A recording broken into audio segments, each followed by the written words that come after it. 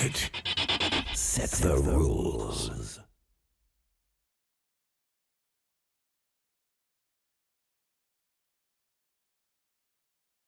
This is GhostGamers.net. I'm Raceland, and I'm standing here with TT1. He did not play at Sebit, but he's here anyway. What are you doing here? Actually, I had some stuff to do for one of our sponsors, XMG. I had to play a show match with a few fans, and I think I have to play a show match with Dimaga tomorrow. So that's the main reason why I'm here. Unfortunately, I couldn't make it to the event. A lot of players dropped out, so I actually had enough points to play in the event, but I had my final exam on the 6th, and I on the 7th. And the event starts on the 6th, so I was 1 day behind. Unfortunately, I couldn't make it. I landed yesterday, and I've been in Germany since yesterday. So how did the exam go? I don't know. Hopefully well. Could you tell our readers what are you studying? Political science. Do you see any similarities between like this, can you take those traits somewhere inside StarCraft, and do you see any similarities there? No, not at all. Not at all, Race. All right, so you've been following the games, I guess. What do you think of the games we've seen so far? The group stages, I watched a few of the games at home. The games are pretty good. Like I'm impressed by how Feast is playing. I don't know. The foreigners have been playing really well. I was a bit disappointed by Idra's result because I found that he played pretty solid actually. A few bad decisions, and you know, it costs you your group stage hopes.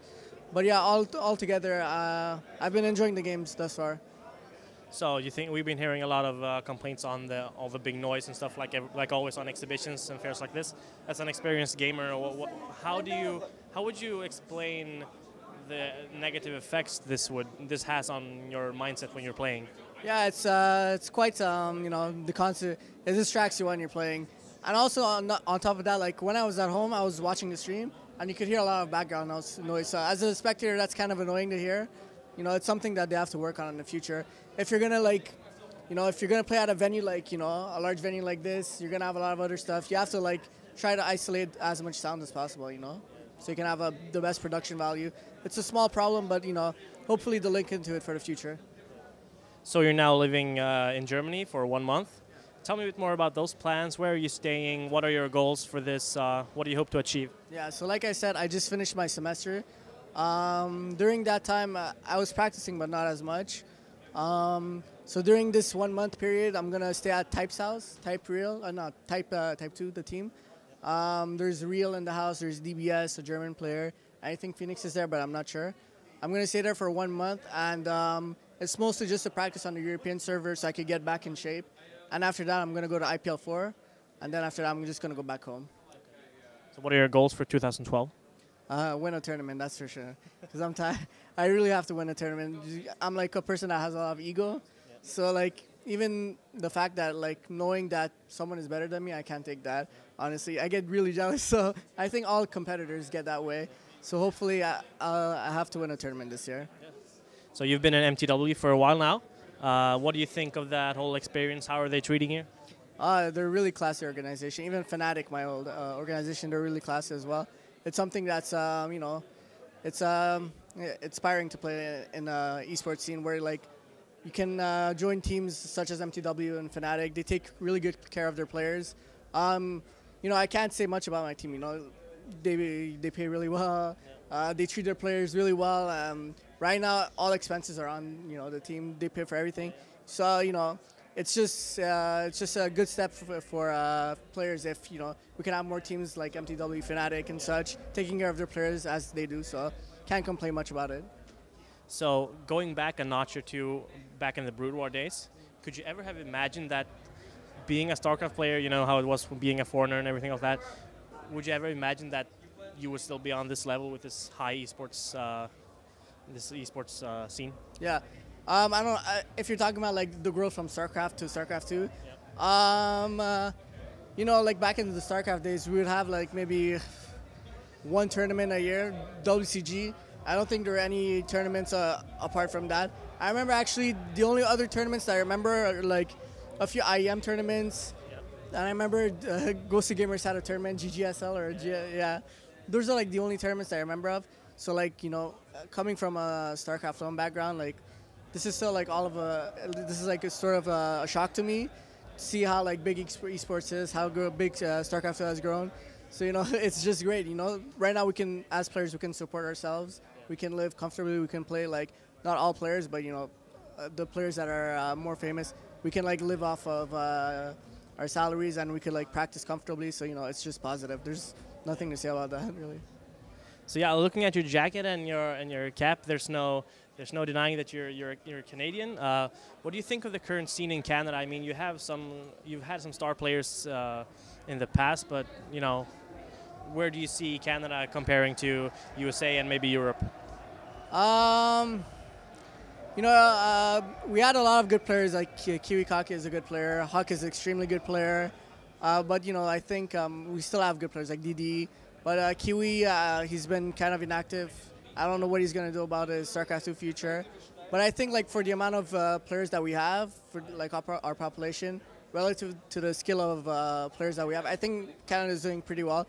I would love to see like more Nation Wars tournaments. Yeah. I think ESL is hosting one. But, you know, I would like to see more of those type of tournaments. So I think Canada has a pretty deep talent pool. We have DD, you know, Stoji, all these players. They're really good players. But yeah, as like compared to like all the other countries, I think we're probably like in the second tier after like Ukraine, Russia, Sweden, all these countries. So you know, hopefully we can have more up and coming players that can represent us in the future. So what do you think of the current state of the game, the meta game? What do you think? What do you think are your strongest matchups and weakest matchups? Yeah, the current state of the game is pretty good. I don't think there's much left, like in terms of imbalances and stuff like that. I don't know. I think Terran is kind of having a lot of troubles against Broodlords now in late game, but I don't play Terran. I just hear them whine a lot about that. So that's mostly what I'm hearing right now. I think apart from that, the game is pretty well balanced. Personally, I don't know what my best matchup is. I would have to say probably PvZ, PvT. PvP is like more of a, I wouldn't say coin toss, but like as a bit more coin tossy than PvP and PvT. So yeah, that's about it. So yeah, we saw a lot of cool PvP matches in Group B with Elfie just blasting through everyone. Could you explain to the maybe non-super experienced player why is Protoss versus Protoss more of a coin toss and like a build order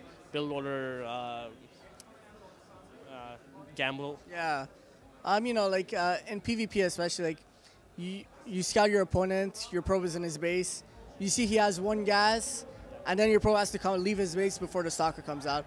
In that situation, in that type, like in that moment, like you either have to like predict, is he going for a 4-gate? Is he going to go double gas? If he's going for a 4-gate, then maybe, you know, you're going to have like more trouble defending. It's a hard situation to be in, like because it's like extremely build oriented. So if you make like one sentry too much, then you're like behind if he goes for blink stalkers. So like those type of decisions in the early game, they like carry throughout in the game, especially in PvP because like expoing is really hard. So you can't like take any disadvantages back from the early game. It relies mostly like on one base versus one base. So that's why it's kind of like more coin flippy, I guess. So luckily we don't have a PvP in the grand finals. What do you think of the outcome between Puma and MC? Yeah, sorry. Puma has beat a lot of good Protosses. I think he beat JYP. And I was actually surprised to see him beat MMA. I thought it was going to be MMA, MC in the finals. I don't know, man. MC's looking really strong. I think he's been practicing a lot in Korea, and as far as I've seen from his games, he looks really solid. So I think MC will win. But in the past, Puma, I think he wins more, like history-wise. He has won more versus MC, so I have no idea. But I think MC should take it. All right, so the last words are yours. Any sponsor plugs, shout-outs, anything? Yeah, big shout out to our sponsors, Kaspersky, XMG, ISO, and Sennheiser. Thank you for supporting us. Thank you. Thank you.